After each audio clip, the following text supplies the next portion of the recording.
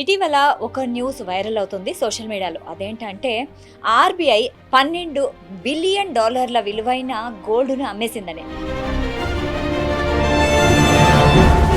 RBI gold అమ్మింది అనేసి రీసెంట్‌గా ఒక వార్తా పత్రికలో అయితే వెల్లడించింది. సో, ఇది నిజంగానేనా? ఏమంటారు మీరు? రఫ్‌గా అరౌండ్ ఒక 80 టన్స్ నుంచి ఒక 100 టన్నుల వరకు గోల్డ్‌ని ఆర్బీఐ అమ్మిందని చెప్పేసి ఆర్బీఐ గోల్డ్ ఇంత మొత్తంలో ఎందుకు నిల్వ ఉంచుకుంటుంది? బేసిక్‌గా ఇప్పుడు ఆర్బీఐ దగ్గర 880 టన్నుల గోల్డ్ ఉందండి. అయితే సార్, ఆర్బీఐ గోల్డ్‌ను అమ్మాలి అనుకుంటే ఎలాంటి పరిస్థితుల్లో అమ్ముతుంది? బేసికల్‌గా ఇప్పుడొచ్చిన న్యూస్ ఏంటంటే ఇండియాలో ఫారిన్ కరెన్సీ తగ్గుతుంది కాబట్టి నమస్తే, welcome to Sakshi family. This is Shahida. ఇటీవల ఒక న్యూస్ వైరల్ అవుతుంది సోషల్ మీడియాలో. అదేంటంటే ఆర్బీఐ $12 బిలియన్ విలువైన గోల్డ్‌ను అమ్మేసిందని. సో, ఈ వార్త విన్నాక మన దేశ ఆర్థిక పరిస్థితిపై చాలా సందేహాలు వస్తున్నాయి. అసలు నిజంగా ఆర్బీఐ గోల్డ్ అమ్మిందా? అమ్మితే ఎందుకు అమ్మింది అనే విషయాలు ఈరోజు మనం తెలుసుకుందాము. సో, ఈరోజు మనతో పాటున్నారు ప్రముఖ స్టాక్ అనలిస్ట్ సుందర్ రామిరెడ్డి గారు. నమస్తే సార్. నమస్తే. సార్, ఆర్బీఐ గోల్డ్ అమ్మింది అనేసి రీసెంట్‌గా ఒక వార్తా పత్రికలో అయితే వెల్లడించింది. సో, ఇది నిజంగానేనా? ఏమంటారు మీరు? బ్లూంబర్గ్ నిన్న న్యూస్ పేపర్‌లో వచ్చిన దగ్గర నుంచి ప్రపంచవ్యాప్తంగా హల్చల్ అవుతుందండి ఈ న్యూస్. ఎక్కడ పెట్టినా సోషల్ మీడియాలో ఇదే మాట్లాడుకుంటున్నారు. ఆర్బీఐ ఫారిన్ రిజర్వ్ తగ్గింది కాబట్టి దాన్ని బ్యాలెన్స్ చేయడం కోసం కొంత గోల్డ్ అమ్మేసింది 12 బిలియన్ వర్త్. అంటే రఫ్‌గా అరౌండ్ ఒక 80 టన్స్ నుంచి ఒక 100 టన్నుల వరకు గోల్డ్‌ని ఆర్బీఐ అమ్మింది అని చెప్పేసి బ్లూంబర్గ్ దాంట్లో మ్యాగజైన్స్‌లో పబ్లిష్ చేశారనమాట. అప్పటి నుంచి ఇది వైరల్ అయిపోయింది. ఆ న్యూస్‌ని తీసుకొని మిగతా వాళ్ళందరూ economics times, times of India అన్ని రకాల న్యూస్ మ్యాగజైన్స్ అన్నిటిలో కూడా వచ్చింది. మన తెలుగు పేపర్‌లో కూడా వచ్చేసిందనమాట. సార్, అయితే నిప్పు లేనిదే పొగ రాదంటారు కదా. అవును. సో, ఎక్కడి నుంచి వచ్చింది ఈ వార్త? అదే నేను చెప్పాను కదా, బ్లూంబర్గ్ నుంచి వచ్చింది. యాక్చువల్‌గా బ్లూంబర్గ్ వాళ్ళు అంటే ఫినాన్స్ వరల్డ్‌లో ఒక మోస్ట్ రిపీటెడ్ న్యూస్ పేపర్ అనమాట. వాళ్ళు ఏం పెట్టినా మోస్ట్ అథెంటికేటివ్ ఉంటుంది. అందుకని అందులో పబ్లిష్ చేసేసరికి అందరూ అది నిజమే అనుకున్నారు. బట్ ఈరోజు సెంట్రల్ గవర్నమెంట్ వాళ్ళు స్టేట్మెంట్ ఇష్యూ చేశారు.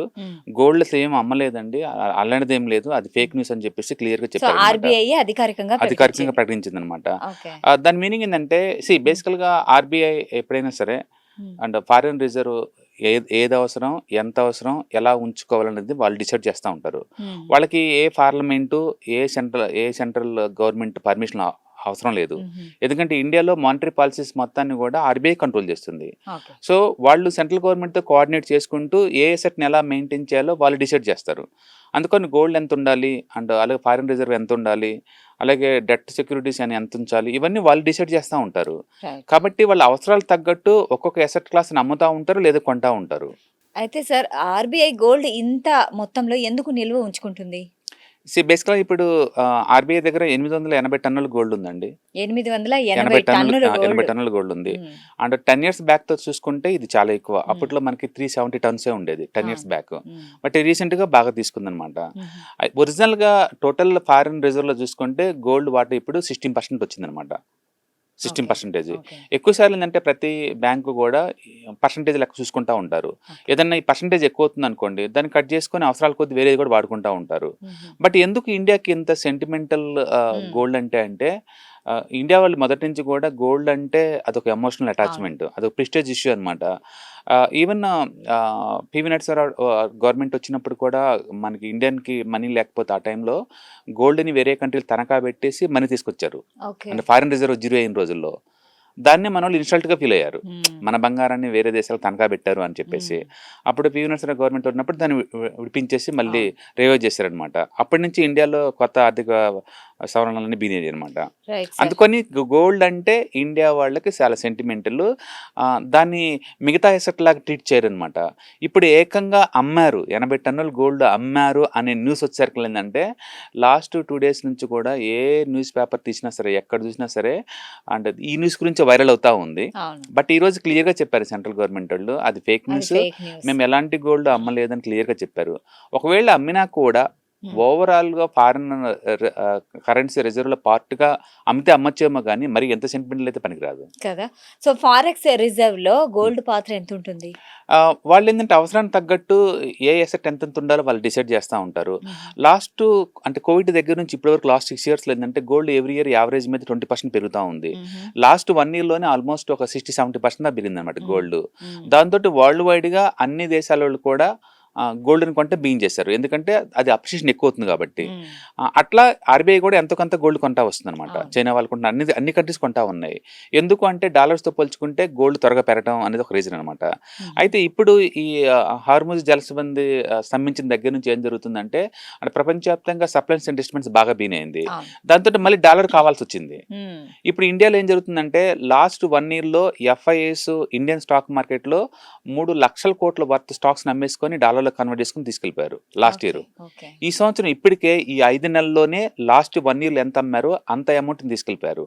వాళ్ళు ప్రతిదీ డాలర్‌లో కన్వర్ట్ చేసుకొని తీసుకెళ్తారు కదా! దాంతోటి రూపీ మీద బాగా ప్రెజర్ ఎక్కువైంది. రైట్. రూపీ బాగా డ్రాప్ అయింది. లాస్ట్ 1 ఇయర్‌లో ఆల్మోస్ట్ 10% దాకా డ్రాప్ అయిందనమాట. ఇప్పుడేంటంటే వాళ్ళ ఎఫ్ఐఎస్ సెల్లింగ్ ఎక్కువ అవుతుంది. అటు క్రూడ్ ఏమో రోజు రోజుకి స్పైక్ అవుతుంది. అంటే వర్షాకాలం వస్తుంది. మనకి అగ్రికల్చర్ సంబంధించిన ఎరువులు మొత్తం ఇంపోర్ట్ చేసుకోవాలి. వీటన్నిటి వల్ల ఏంటంటే ఇంపోర్ట్స్ కాస్ట్ పెరుగుతుందనమాట. రైట్. అందుకని ఆర్‌బీఐ ఏం చేస్తుందంటే ఈ యుద్ధం వచ్చిన సైడ్ ఎఫెక్ట్స్ నుంచి మినహాయించుకోవాలని చెప్పేసి దాని నుంచి ఏమంటే ఇంపోర్ట్స్‌ని కొంచెం కొంచెం రిస్ట్రిక్ట్ చేయడాలు, రూపీని స్ట్రాంగ్ అవడం కోసం వాళ్ళు ట్రై చేస్తున్నారన్నమాట. అందుకని ఈ బ్లూంబర్గ్ న్యూస్ పేపర్లో ఎప్పుడైతే ఇండియన్ గవర్నమెంట్ వాళ్ళు ఈ ఫారిన్ రిజర్వ్ పెంచుకోవడం కోసం గోల్డ్ అమ్మారు అనే న్యూస్ వచ్చిందో ఇంకా డిస్కషన్ బీనింది. ఇండియన్ ఎకానమీ బాగాలేదు, ఇండియాలో ఇది అవుతుందంట, ఏమో అది ఇదని అయితుంది. ఏదో మన ఆర్థిక పరిస్థితి చాలా క్షీణించింది. క్షీణించిపోతుంది అలా అని. అనేసి. దాని తోడు ఏంటంటే ఈ రోజు అమెరికా వాళ్ళు మళ్ళీ లేబర్ లాస్ ఎక్కడైతే వైలేట్ అవుతున్నాయో ఆ కంట్రీల మీద 10-12.5% ట్యాక్స్లు ఎత్తున్నామని చెప్పారు ఓ. అమెరికా వాళ్ళు. మ్మ్. మళ్ళీ ఆ గొడవతోటి ఈ గొడవతోటి మొత్తానికి ఇండియన్ స్టాక్ మార్కెట్ ఈ రోజు మార్నింగే సెన్సెక్స్ అయితే 1000 పాయింట్లు డౌన్ అయింది అండ్ Oh. నిఫ్టీ అయితే అంటే 300 పాయింట్స్ డౌన్ అయింది. Okay. తర్వాత సెంట్రల్ గవర్నమెంట్ వాళ్ళు గోల్డ్ మీద క్లారిఫికేషన్ ఇచ్చిన తర్వాత మళ్ళీ రికవర్ అయ్యి ఇప్పుడు Okay. 100 పాయింట్స్ దగ్గర క్లోజ్ అయింది అనమాట నిఫ్టీ. ఓకే.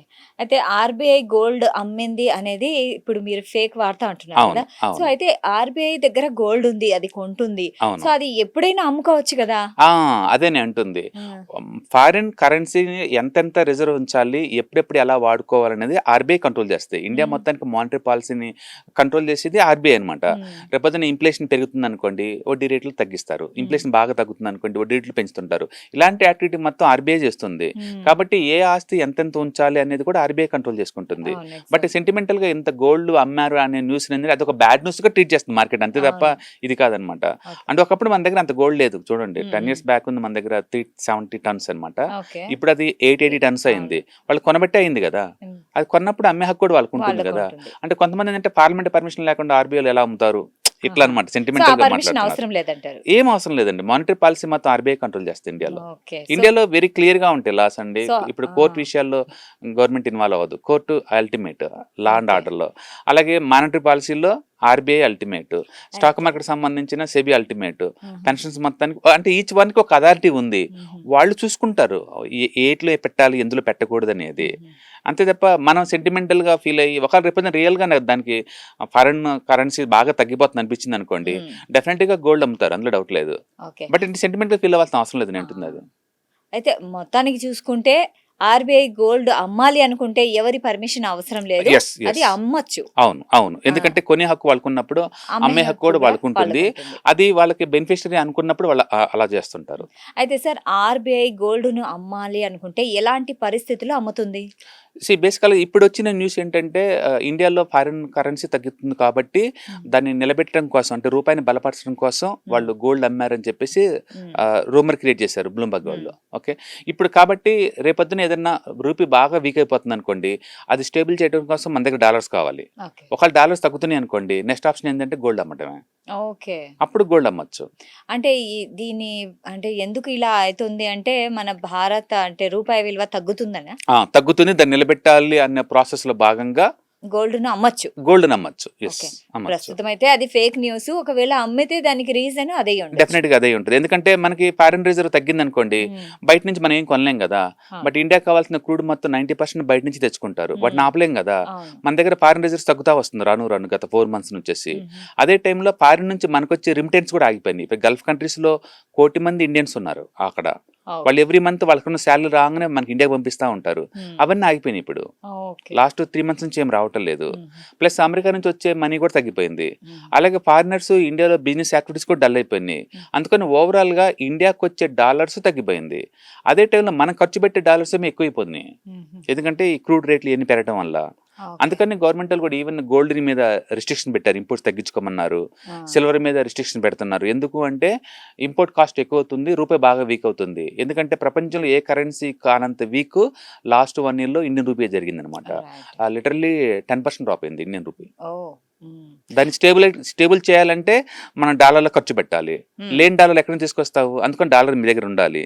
డాలర్స్ రానప్పుడు, రిమిటెన్స్ ఏమి రానప్పుడు ఇప్పుడు గోల్డ్ అమ్మేసేసి దాన్ని డాలర్గా మారుస్తారనమాట. కాబట్టి ఆర్బీఐకి ఆ రైట్స్ ఉన్నాయి, కావాలనుకుంటే చేస్తుంది. అంటిల్ సెంటిమెంటల్గా కాకపోతే మనం బయట నుంచి చూసినప్పుడు చాలా సెంటిమెంటల్గా ఫీల్ అవుతాం కానీ బట్ అది మానిటరీ పాలసీలో పార్ట్ అంతే. దాన్ని అలా తీసుకోవాలి తప్ప అంత సీరియస్గా తీసుకోవాల్సిన అవసరం లేదు. బట్ అన్ఫార్చునేట్లీ లాస్ట్ 2 days నుంచి ప్రతి సోషల్ మీడియాలో, ప్రతి అన్ని మ్యాగజైన్స్లో ఇదే న్యూస్ ఇండియన్ గవర్నమెంట్ వాళ్ళు అంటే వాళ్ళు ఎలా ఫీల్ అవుతున్నారంటే ఎకానమీ వరస్ట్ స్టేజ్లో ఉంది. As a normal human beings ఏంటంటే ఎవరైనా బంగారం తనఖా పెట్టారంటే అది లాస్ట్ సొల్యూషన్ అనమాట వాళ్ళకి.